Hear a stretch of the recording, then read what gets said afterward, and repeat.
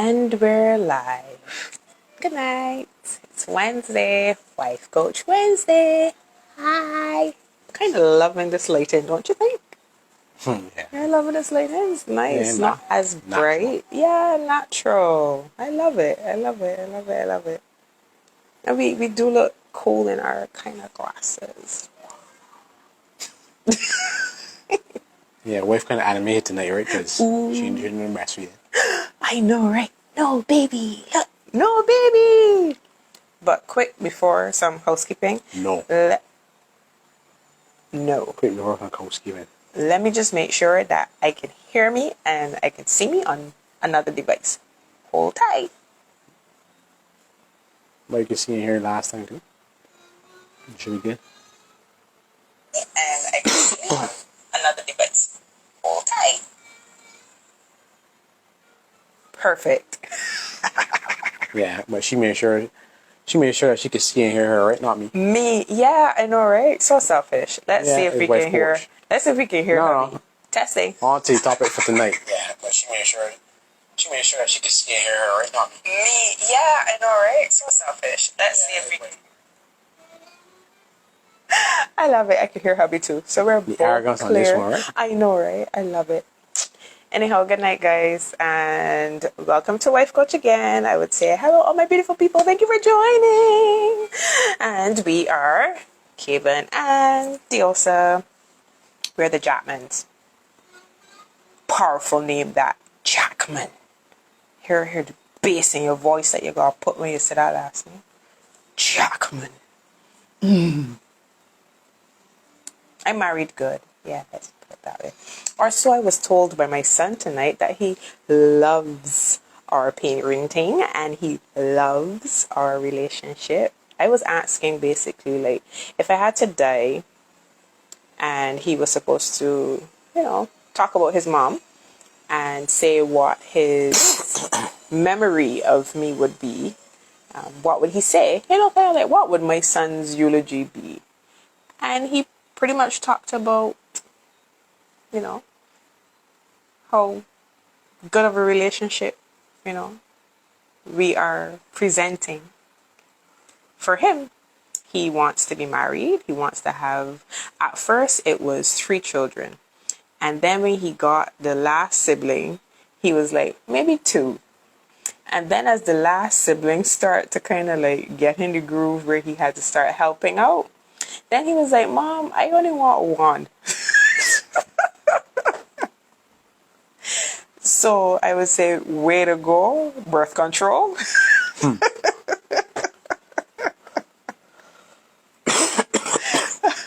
So we are really showing him the rigors, and he's actually in my quote unquote my crash course to parenting. I'm trying to train him on how to prepare to be that husband that he wants to be, and I'm preparing him on how to be that father that he wants to be. From the female side, the men will do what they need to do in terms of his fathers on doing the man type of training. But for me, I'm doing the female type training in terms of what he needs to expect from his wife, what he needs to look for when he's choosing a mate or going to start courting. And Mommy has laid down some good ground rules for dating and courtship and stuff, which he's not going to follow any of, by the way, because that's what kids do. But at least he'd know them. But anyhow, back to my housekeeping matters. But I'm just going to read off a little bit. I have to remind myself to stay on track. As hubby would know, I'm a female and I can pancake a lot. My mind has so many different thoughts inside and things I can do or not do or talk about and want to address all at once. But you're not in my brain. You need a sign. I do. But like to pinch you or something, right? Pinch you when I'm going off track? Yeah. Yeah, pretty much. But that's what you're here for. You're supposed to pinch me. Don't ask. Or you can jump in and rein me in. No? Yeah, I can do that too. See? Don't you agree? You can comment right now and say if you agree that hubby should be the one to rein me in. He should be the one. Oh, thank you. Yeah, you see? There we go. One comment.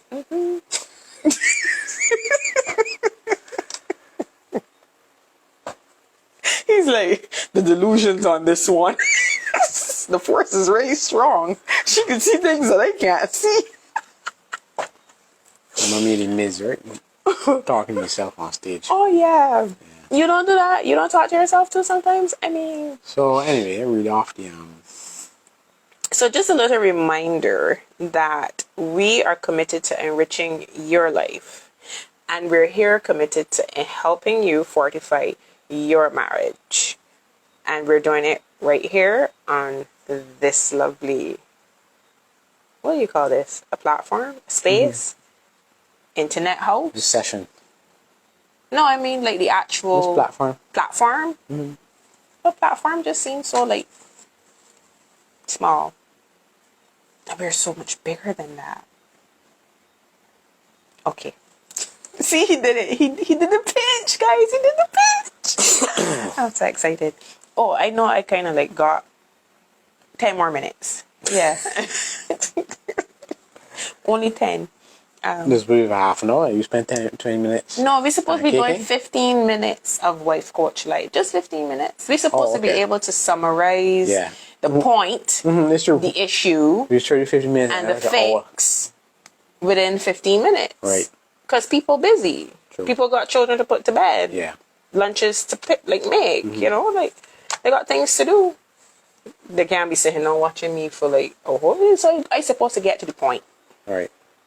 But as you can see, we are trying to be practical, and we're trying to do it with as much spiritual wisdom as possible, because I do, you know, have to get other input from other sources outside of myself.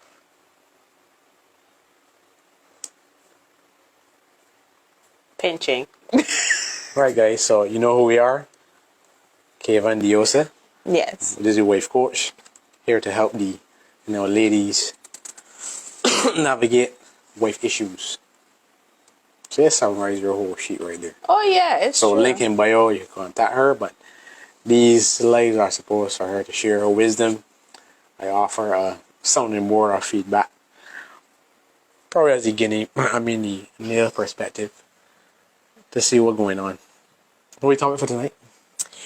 I wanted, it is like a wing topic. I know you would have sent me some stuff that you wanted to talk about, but it's a wing topic. And it is based on something we actually went through quite recently that I just thought would fit. I had a conversation with my grandmother just like 10, 15, 20 minutes ago, probably 20 minutes now. And in this conversation, she was basically telling me that if I'm supposed to visit her with the children, that she does not want me to come there when the dogs are loose. And there are some big dogs.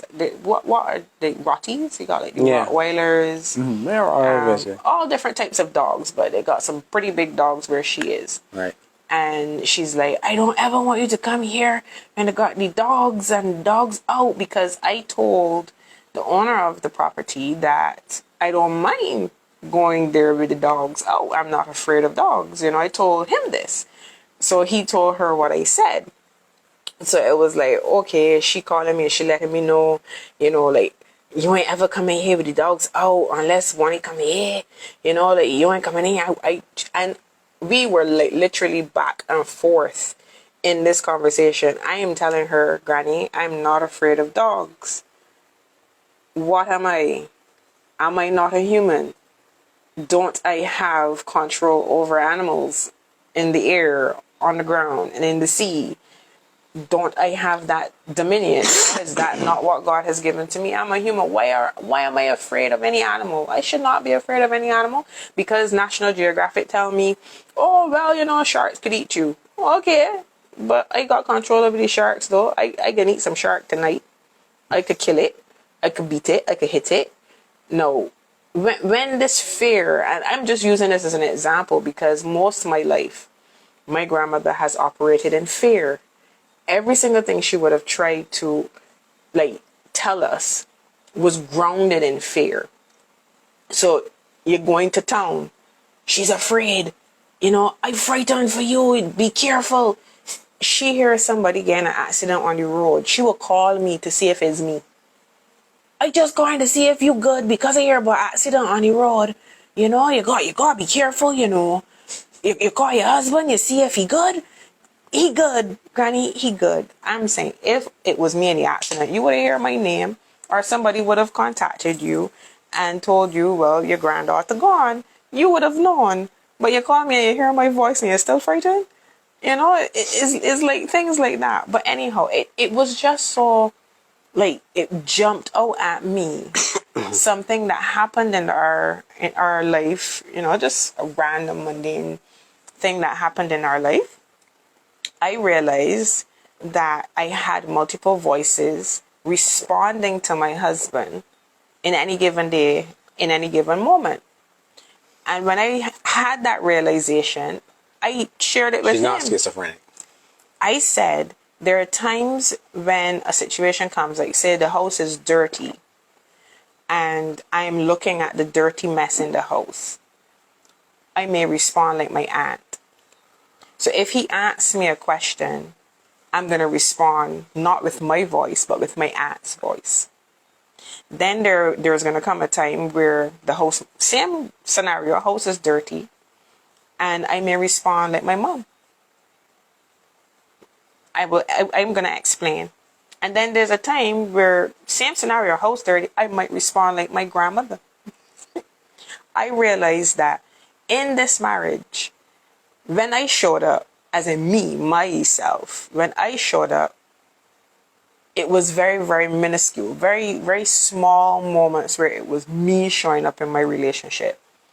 Majority of the time, it was either my aunt showing up, my mother showing up, or my grandmother showing up. And this is because those are the three women that have the biggest influence on my life. They raised me, right? So I look back at all my relationships and I realized that in these relationships too, who was I in the relationships? I never showed up in any of these relationships. One of the three of them showed up. I remember in my, no, that wouldn't be my first. Probably no, not my second. I ain't gonna tell you how many relationships I had before. That gonna be probably in a Q&A or a quiz or some crap. Nobody should know that. It's true. Nobody, y'all should know. See how they say y'all should know. In a previous relationship, my grandmother met the guy and pretty much was like, he ain't got no money. Because we were quite young still, you know. I was working because I was working from the time I was 16, right? So I was like, he's in college. Oh, he could help you. He could help you pay a rent. Well, she literally looked at him as a good for nothing because he was in school. He was in school. He was in college. He was getting a degree. Like, what you want a man to do? And cue my 2-minute wrap up because baby just woke up. But literally, it was like the voices of my grandmother, my aunt, and my mom were heavy in my relationships, how I would make decisions. And I'm here thinking my whole life that is me showing up, that the people rejecting me or that there was something wrong with me. It was that I was not talking most of the time. which is, as it said in the Bible, how you're supposed to leave your parents' house and cling to your wife. So, I mean, we all have, imprints of, I guess, the ones closest to us, like your family and whatnot, take on certain habits and characteristics that you may not know, but now you have the opportunity to identify them, especially when you get into the later stages of marriage, where things kind of cool off a little bit. You should be working on yourself to identify who is you, or identify which behavior that you are, if you have any behaviors to begin with. Then how to discover yourself. I guess so your partner gets the actual you and not the menagerie of different personalities that would have impacted and formed your life. And that is probably where people would always advise until you get some help outside of yourself. Get therapy, go seek counseling, get a coach. Hey, winking, look, I can get the wink, dude. Wink, wink, get a coach. a wife coach. You can be your wife. Our wife. Right, right. But yeah, because most time, like I was saying, you are wrapped up in the moment. And unless you have somebody outside of yourself who probably know you or can identify who you really are or can listen to your story and help you decide, okay, well, whose voice is this? Whose voice is that? Who's showing up in your relationship? You know, most of the time you're going to think it's always you. You're going to think that you are the person experiencing this thing when people are literally living vicariously through you. And you don't even know it. You don't even realize it. How many times have I met my husband? There was a, if I may be vulnerable here, honey, there was a moment where I met his father. His father showed up in my relationship. And I looked at him and I smiled and I said, honey, I am responding this way because I know this is not you. This is your father. This is your father's response or behavior.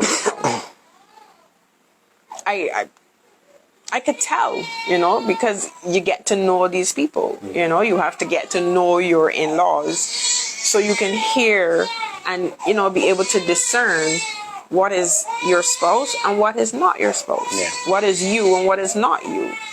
And only when you can really like dissect these voices to get to you and you show up in your relationship and your husband shows up in the relationship and it's both of you now in this relationship, now you can actually work on stuff.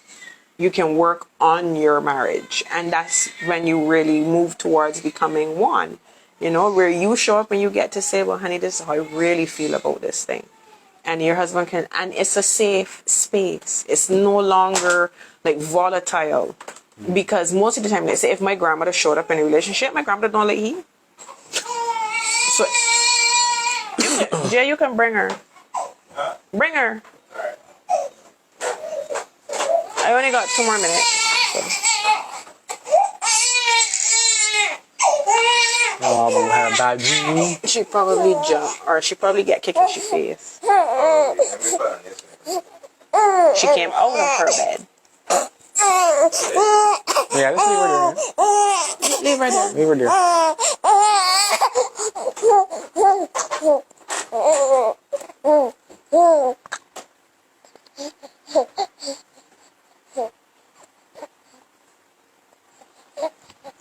Yeah, so as wife, you said, it's important to get help to try to navigate that. To navigate yourself, to find yourself. Important to get help. I mean, we all gotta go through it. I mean, I guess for me, one of the biggest things is, alright, time in to do that, then the ROI, because obviously you gotta get over your pride. Get over your pride, get over yourself to be able to go and approach it first. To put the appointment, follow through the appointment, and I guess not think that the first meeting was either a waste of time or too much information or too overwhelming to action anything. But I guess it all starts with a discovery call in wifey case to find out, you know, to test the ground, see if she is the right person to speak with, because she would give you a practical insight, seeing that she was married 2 times, but also with her give her discernment that she'd be able to, I guess, pick up what you're really going through and help you go through that with the assistance of, you know, God. I'll say here, to add to what hubby is saying, there are times where, we know you've gotten married already. You didn't think of any of this. You didn't even, it didn't dawn on you. You know, you're just happy-go-lucky in your marriage and you're going through your stresses and, you know, it might seem difficult and this may be like a little eureka moment, like, I never thought of that, or I never realized this until, well, shoot, we just said it, you know?